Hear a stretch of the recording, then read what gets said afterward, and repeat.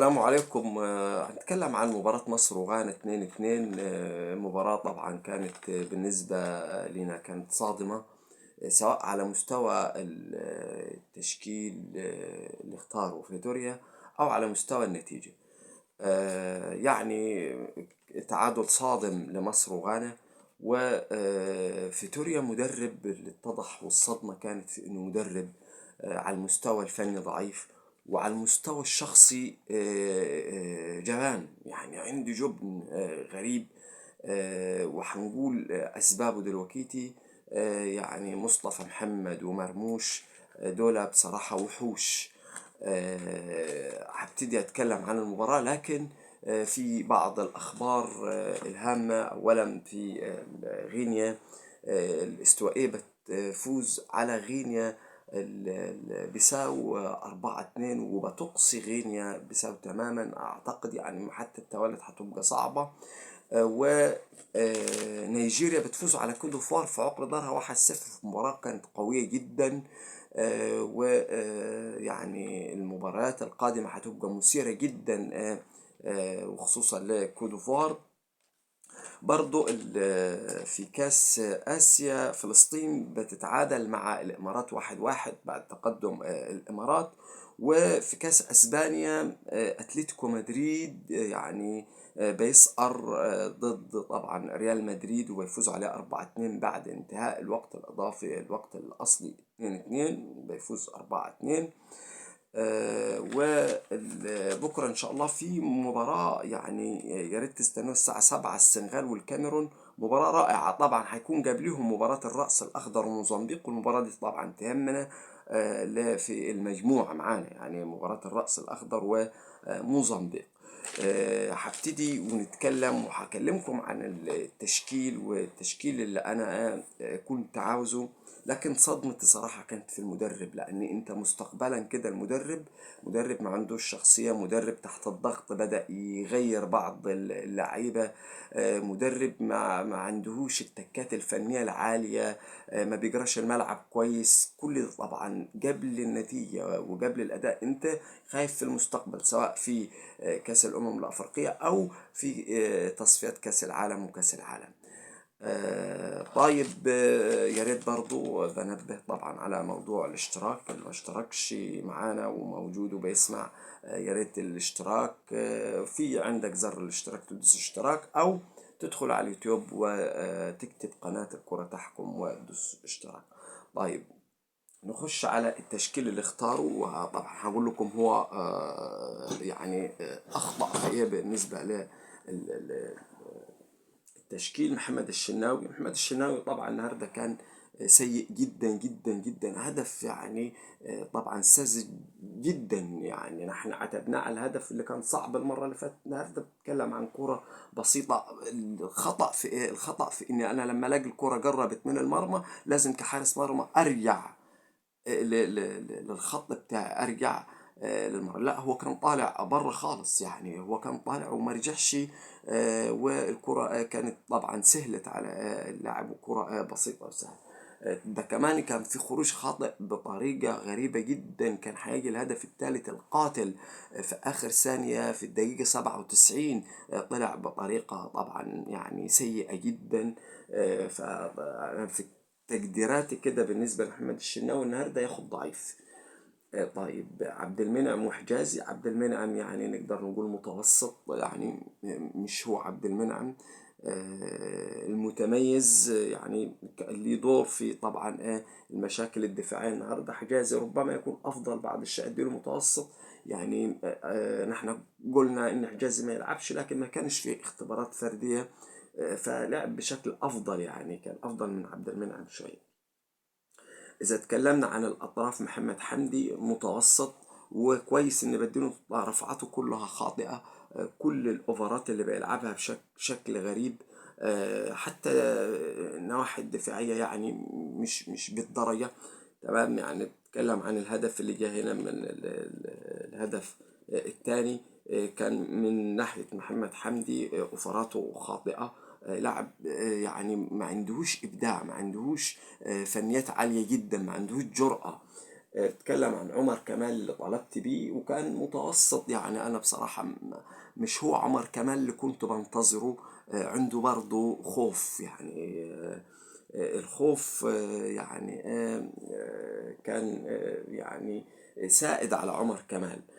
طيب بالنسبة للنني مباراة أقل بكتير من المباراة اللي فاتت، وده بسبب إن هو أصلا المكان ده مركز 6. أنا ما يعني مش مركزه، يعني هو بيلعب في مركز 7.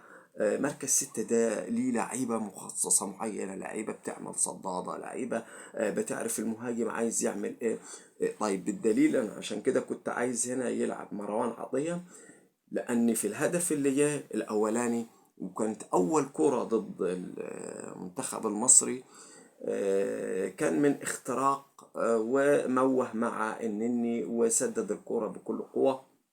اللاعب مركز 6 بيبقى عارف اللاعب هيعمل ايه، هو بيموه يبقى عايز يسدد، بيوقف له بشكل افضل. بالاضافه الى ان مفيش كان حاجه طبعا برضو الهدف عمر كمال ومصطفى فتحي الكره يعني كانت من ناحيتهم بشكل غريب. طبعا عارفين مصطفى فتحي لعب محمد بدل محمد صلاح بعد اصابته في الدقيقه 45.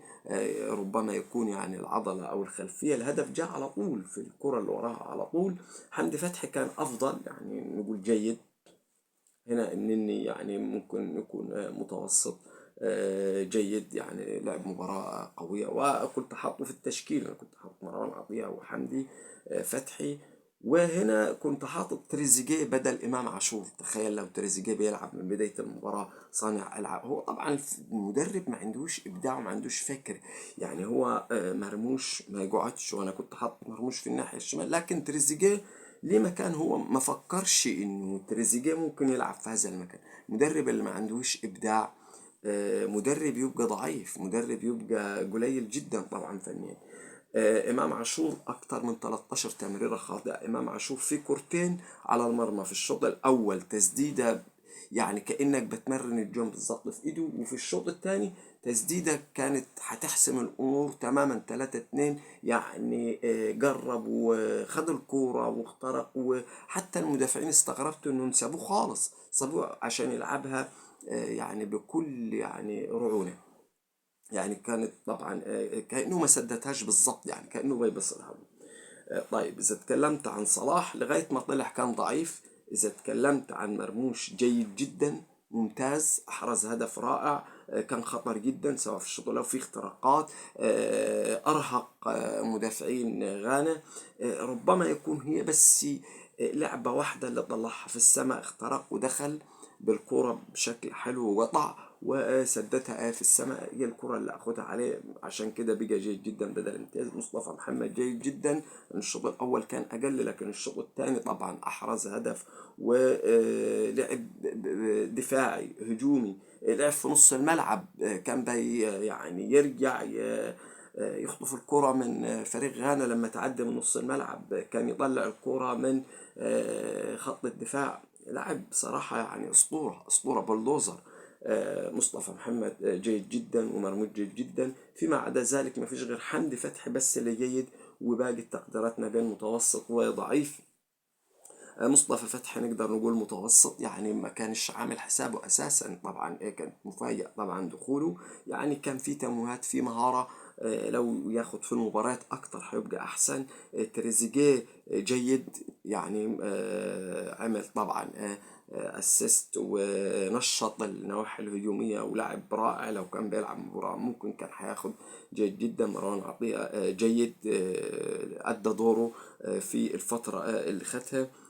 فيتوريا انا بصراحة اديله ضعيف، يعني لانه بصراحة المدرب اللي يعمل تغييرات نظرا للضغط من مباراة لمباراة، المدرب اللي ما عارفش ايه هو هيعمل بالظبط، المدرب اللي ما عندوش ابداع، ما عندوش تكات فنية عالية، يعني مدرب يخوف في المستقبل. طبعا اذا اتكلمنا عن مصر وغانا فحظوظهم تقريبا متساوية. عندك ماتش صعب مع الرأس الأخضر، فريق قوي، لكن عندك نقطتين. وغانا رغم ان عندها نقطة واحدة لكن عندها مباراة ربما يكون أبسط بعض الشيء عن مصر مع موزمبيق. يعني هي ممكن تاخد 4 نقط، انت لو تاخد 3 نقط فأعتقد مصر يعني كانت في الآخر هو عامل تغيير دفاعي عشان يحافظ على النقطة.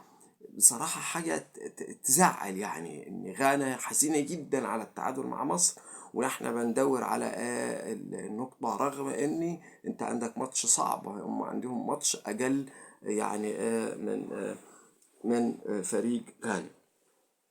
المباراة يعني كانت يعني متباينة. يعني الشوط الأول يمكن كانت سيئة جدا من الطرفين. يمكن هما كانوا أحسن، بعد كده دخلوا في المباراة بعد الهدف وبقى لهم وجود هجومي، خصوصا الشوط الثاني. يعني نقدر نقول إنه كويس مصر يعني استطاعت إنها يعني تتعادل، فتبقي على حظوظها وأمالها في الصعود. إن شاء الله هتبقى مباراة صعبة مع الرأس الأخضر، لكن يعني لو كان في يعني بعض التغييرات الهامة السريعة، يمكن كنا شفنا أداء أفضل إن شاء الله بإذن الله. يعني في المباراة الأخيرة بإذن الله منتخب مصر يصعد ويبقى أداء أفضل، يمكن أداء أفضل نسبيا عن مباراة موزمبيق.